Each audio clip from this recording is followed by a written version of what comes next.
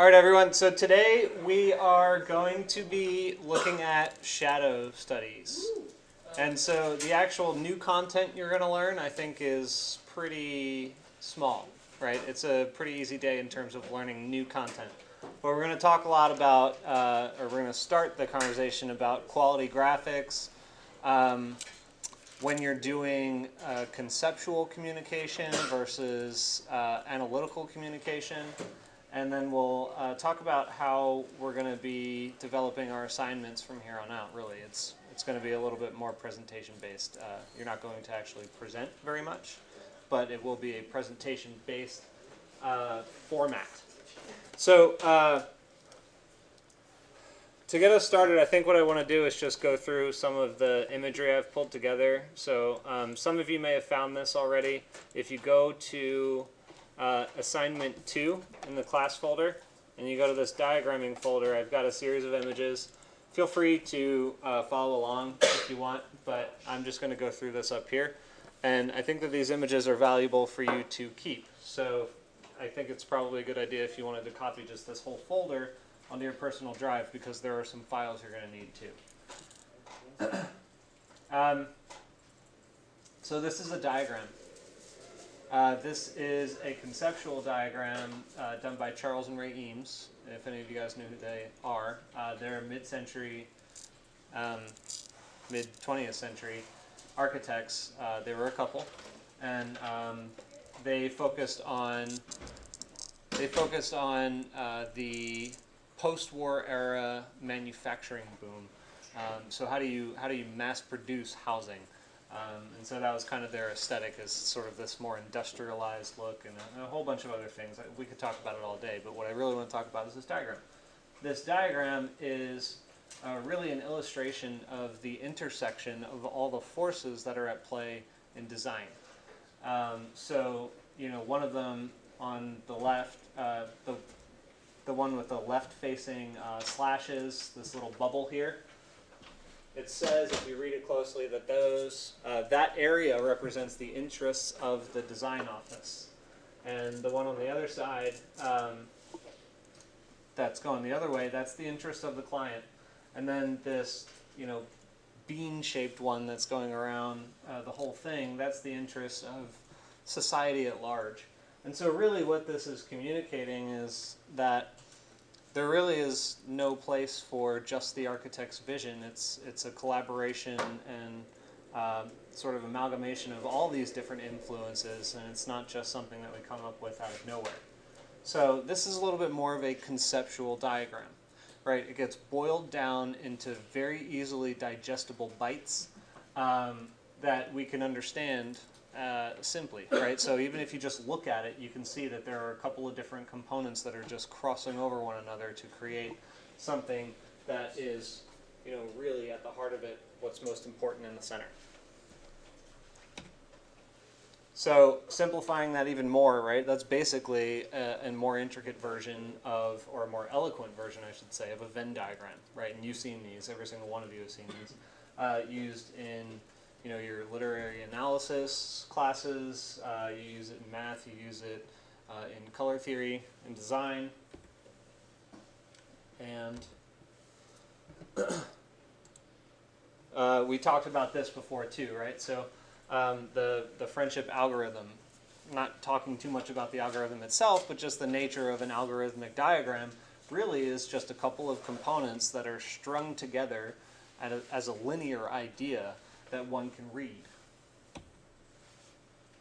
And so here's another example of a linear idea, right? And so it's a little bit different in nature, because now we're dealing with big data. When I say big data, I mean it's a lot of information, right? So you're probably getting the information from a database, and you're processing it into a graphic pattern. So this one happens to be all of the airline pathways throughout the continental US. Right, or I guess it's just North America minus Mexico, because you don't see much of Mexico in this one. But yeah, so I think it's a really intriguing kind of graphic. It doesn't look so good up here on screen, but if you pull it up on your screen, I think you'll see that it's a very beautiful graphic. So it goes beyond just like the things that we produce as designers and architects, it goes beyond just analysis, right? Because we look at this, we understand what it is, we might laugh at it because the content is funny, but then you go to this one and it's a lot more information, but yet in a split second when we look at it, we get this awe-inspiring feeling that washes over us about, you know, how small we are and how grand this diagram really is. I do anyway, just because it's a beautiful presentation of a very simple idea, and it's hard to get to. So this one, I actually discovered this one today. It's really interesting. It's a map of relationships among scientific paradigms, which is kind of a hard thing because it's such an abstract idea to begin with. So really what they're doing is they're stringing together all of the areas of interest among academics in the sciences, and they're forming relationships between those different realms of study. And this is what it wound up being, which is this really just fascinating sort of diagram that has this really biological, you know, undertone to it, in my opinion. It kind of looks like a sea urchin, right? Something like that. So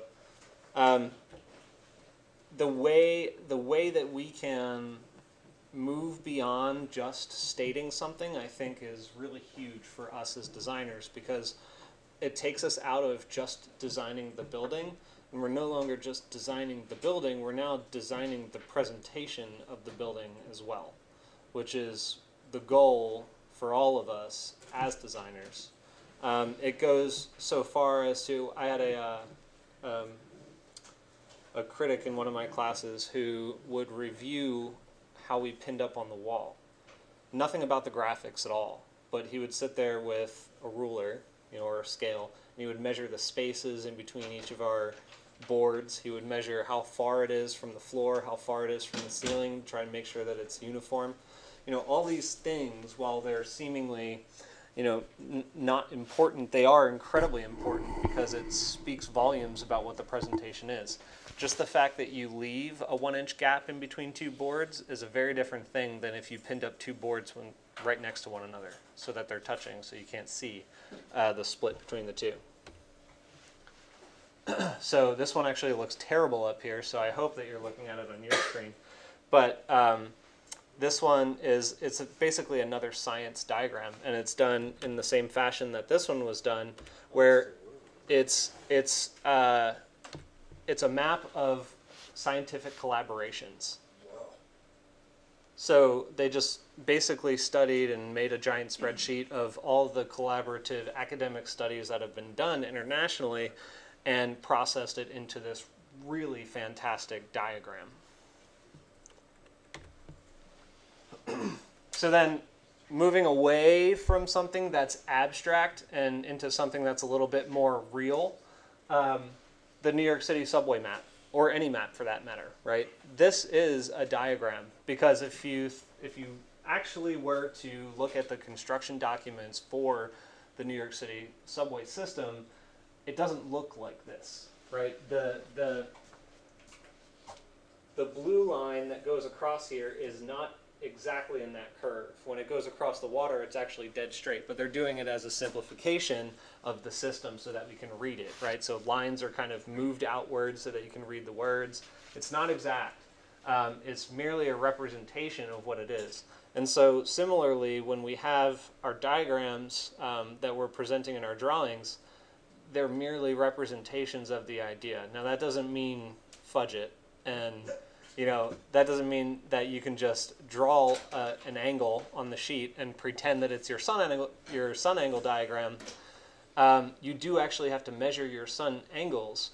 However, there are some instances where you're going to have to find ways to just represent the idea. For instance, for those of you who are working in Rhino a lot, you realize that you might have these corners in your model that are not very clean, so to speak. But when we do the processing phase, we take it into AutoCAD and we can clean it up. So the model itself doesn't have to be exact. It doesn't have to be exactly pure when we transition it into a drawing, but all the information that we're trying to communicate does need to be pure, right? So this is a map of the relationships of all the subway lines, not a document of exactly where they are.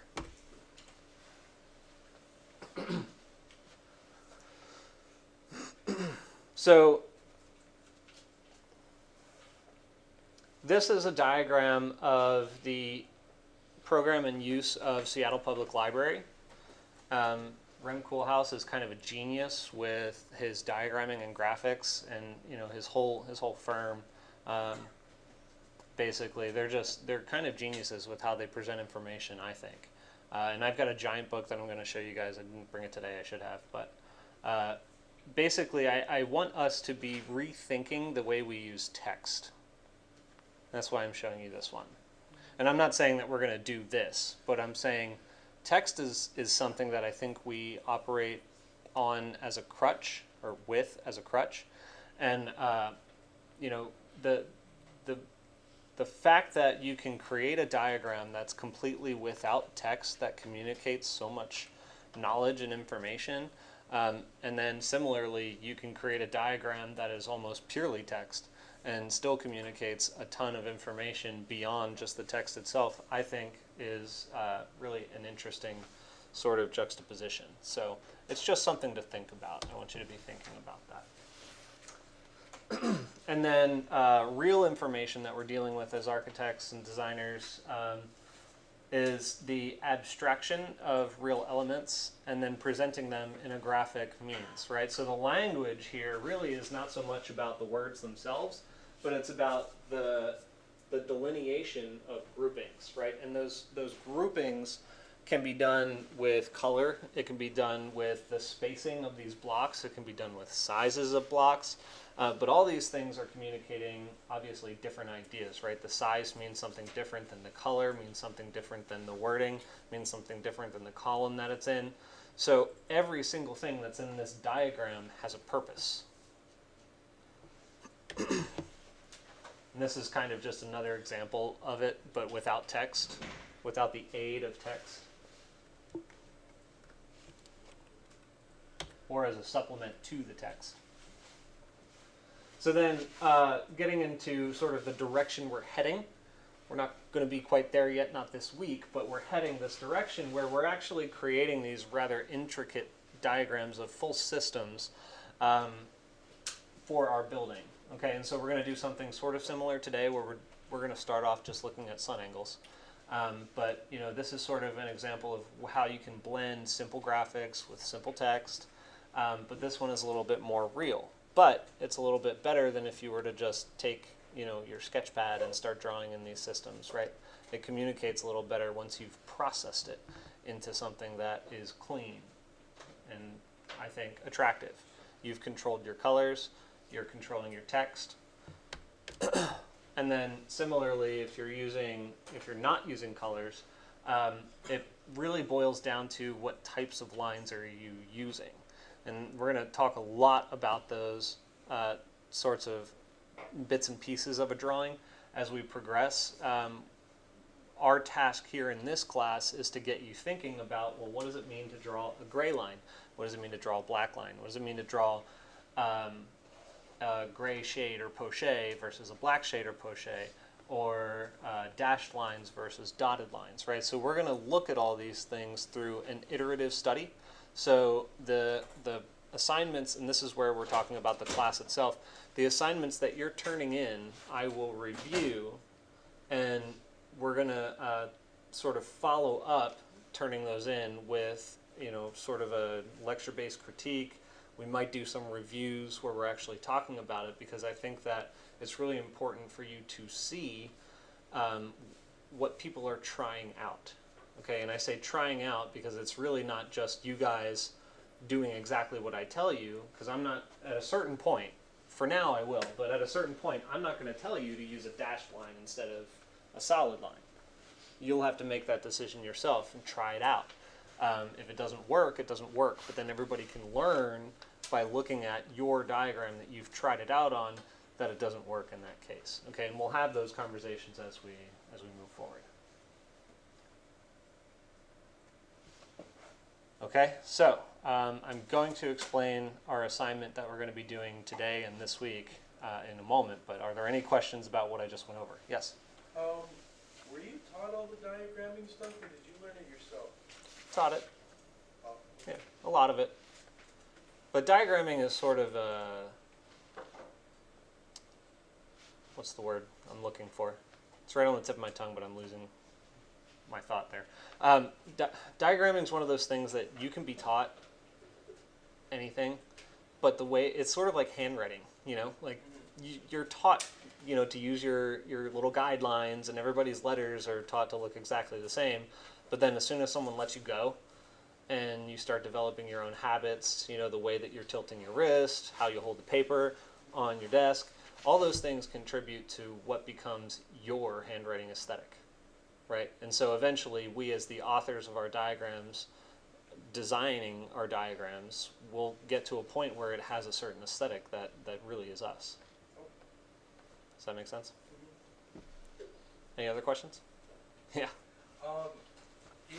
Is diagramming like a separate phase of design, or does it just happen throughout? Do you mean professionally or academically? Both. Okay.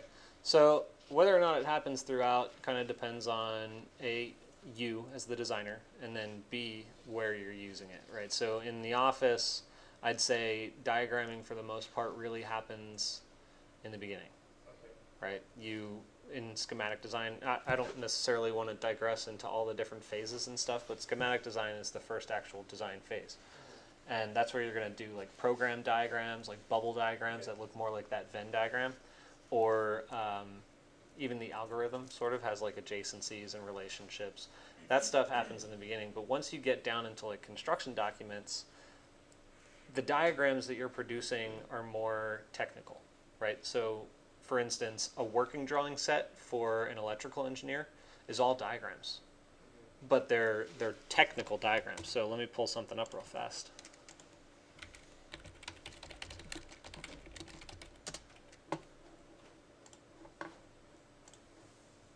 This is a hyper simplified version, right? But they're not actually drawing the wire. They're just drawing a line that shows the connection point and the location of the light, and then the person who builds it just figures out where to run the line. You know, so that's a diagram, but it's also a technical drawing. Academically, though, it happens throughout. You're diagramming until the last day, pretty much. You know, you're sketching, you're producing it to communicate an idea. If you put up, I'll put it this way, in your design reviews, if you put up a presentation board and you don't have diagrams on it, you're doing something wrong at any point. Make sense? Any other questions? All right, cool. So let me stop this video and then we'll talk about what we're doing. Oh, sorry, I have some I'll do this offline. It's irrelevant to the video.